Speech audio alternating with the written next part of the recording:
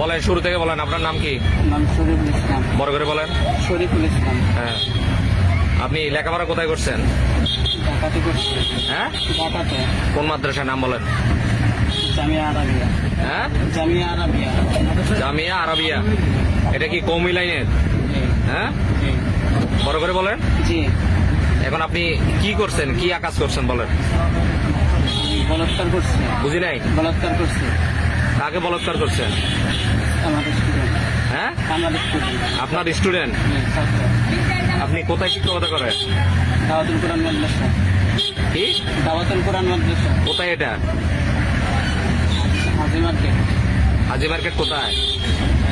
Cantonment road, 1 নম্বর road. হ্যাঁ, বাচ্চাটার বয়স কত? 9 বছর। আপনি কি বিবাহিত? না, আপনি কতটুকু লেখাপড়া করছেন? দাওরা। দাওরা শেষ করছেন? পুরোটাই তো কওমি লাইনের না? জি। আচ্ছা, তো আপনাদের এই লাইনে কি সবসময় প্রায় সময় এই ধরনের কাজ হয়ে থাকে? জানি না কিন্তু স্যার। এটা আপনার কততম এই ধরনের কাজ, এই গর্হিত কাজ কততম এটা আপনার? সত্যি করে বলেন। দুইবার? এটা দ্বিতীয়বার? জি। সত্যি করে বলতে দেন, দুইবার? জি, স্যার। জি। এর আগে কোথায় করছিলেন? এর আগে অনেক অন্য মাদ্রাসা। অন্য কোন মাদ্রাসায়? গাজীপুর। নাম কি মাদ্রাসা?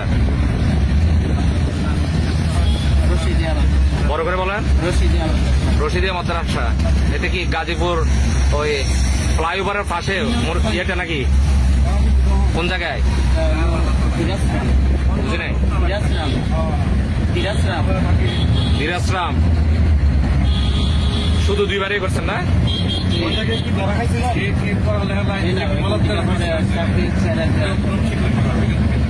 তো এই কাজটা আপনি শিখছেন কোত্থেকে, বলাৎকার করা জিনিসটা? শয়তানের ওয়াসওয়াসা থেকে? না, আপনি যখন স্টুডেন্ট ছিলেন তখন কি এই ধরনের কার্যক্রম আপনার সাথে করা হয়েছিল? না, সত্যি করে বলেন। আমার সাথে হয় নাই, কিন্তু এক ছাত্র আমার সাথে এরকম করার চেষ্টা করছে। ছাত্র জি। আপনাকে করার চেষ্টা করছিল? আচ্ছা, তাহলে ওখান থেকে আপনি শিক্ষাটা পাইছেন। তার মানে বোঝা যাচ্ছে কওমি লাইনে এই ধরনের কার্যক্রমগুলো প্রায় সময় হয়ে থাকে, বিভিন্ন সময় নিউজ পায় না? যেরকম যে সবাই এরকম বিভিন্ন শয়তানের চক্রান্ত করলে পরে এরকম কাজ করে। তাহলে এখন এটার জন্য আপনার শাস্তি কি হওয়া দরকার আপনি নিজে বলেন? ইসলাম কি বলে? তো শাস্তি অনেক কঠিন হওয়া দরকার। ইসলাম কি বলে? আপনি যে লাইনে লেখাপড়া করছেন ওই লাইনে কি বলে? মনে নাই। বুঝি নাই। এটা মনে নাই। নবীর আমলে যে সমকামিতার জন্য কি একটা জাতিকে ধ্বংস করে দিল, কি নবী আমলে? হ্যাঁ, যে জায়গায় আল্লাহ তাআলা একটা জাতিকে ধ্বংস করে দিছে, সেই জায়গায় মানে আপনার কি সাজা হওয়া উচিত এবং ইসলামে কি সাজা আছে এই ব্যাপারে জানেন? মনে হয় অনেক কঠিন শাস্তি হওয়া উচিত। কথা না, ওনার ভিতরে তো অনেক কিছু আছে, ইসলামের আমি আসলে নিয়ম কানুন আছে। শয়তানের চক্রান্ত করে এরকম করে পাথর নিক্ষেপ করে মারার কথা। শয়তানের চক্রান্ত আপনি পড়ছেন না শয়তান আপনার চক্রান্তে পড়ছে? শয়তানের চক্রান্ত করে এই করে বানাচ্ছে। আচ্ছা, এটা দ্বিতীয়বার? জি স্যার। আপনার বাড়ি কোথায়? মধুপুর, পিরোজপুর। মধুপুর, পিরোজপুর। ফিরোজপুর। টাঙ্গাইল যৌনপল্লী কয়বার গেছে? ওখানে কয়বার গেছেন? নিষিদ্ধ এলাকায় টাঙ্গাই একবারও যান নাই? একবারও যাওয়ার দরকার কি? এই তো পাচ্ছেন নাকি? স্টুডেন্টদের তো পাচ্ছেনই নাকি?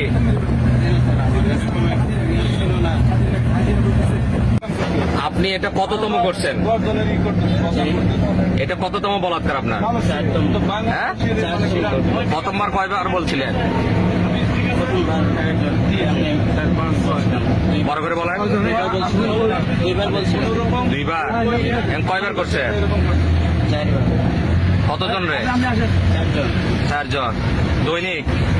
দৈনিক না, সপ্তাহে যেদিন সুযোগ পেতাম, দুই তিনবার। আপনার বাড়ি কি অরিজিনাল বাংলাদেশে? জি স্যার। হ্যাঁ, জি স্যার। পরে না আবার অন্য জায়গায় হবে বাড়ি? জি না স্যার। আপনি কোন ধর্মের? হ্যাঁ, ইসলাম ধর্ম। বেশভূষায় ইসলাম ধর্ম। ইসলাম ধর্মে কি এগুলো জায়েজ? জি না স্যার। হ্যাঁ, জি না স্যার। Speak loudly. জি না। জি না স্যার। কি না? ইসলাম ধর্ম জায়েজ না। কি জায়েজ না? এই আরে ফুটকি মারা যায় না এটা হ্যাঁ? কি? বলৎকার করা যায় না। হ্যাঁ তো আপনি জায়েজ না, আপনি লেখাপড়া করছেন কতদূর বলছিলেন? তারা পর্যন্ত দাওরা পর্যন্ত। এর মধ্যে কি এগুলো ছিল না? যে এর মধ্যে কি এগুলো ছিল যে এই কাজ করা জায়েজ না, বলাৎকার করা? আপনাকে কি এ পর্যন্ত কেউ মারছে? জি না স্যার। কেউ মারা নাই? শুরু করিতেছি মহান আল্লাহ পাকের নামে, যিনি পরম করুণাময় এবং অত্যন্ত দয়ালু। এই যে মাদ্রাসার হাফিজি মাদ্রাসার শিক্ষক, সে একটা 4 বছরের শিশুকে বলাৎকার করছে। একবার বলছে 2 বার, লাস্টে আবার বলল 4 বার।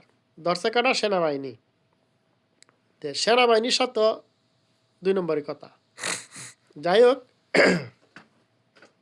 তাহলে ইডার হিস্টোরিক্যাল যদি করেন, তারা যেখান থেকে লেখাপড়া করছে তাদেরকেও এইভাবে বলাৎকার করছে।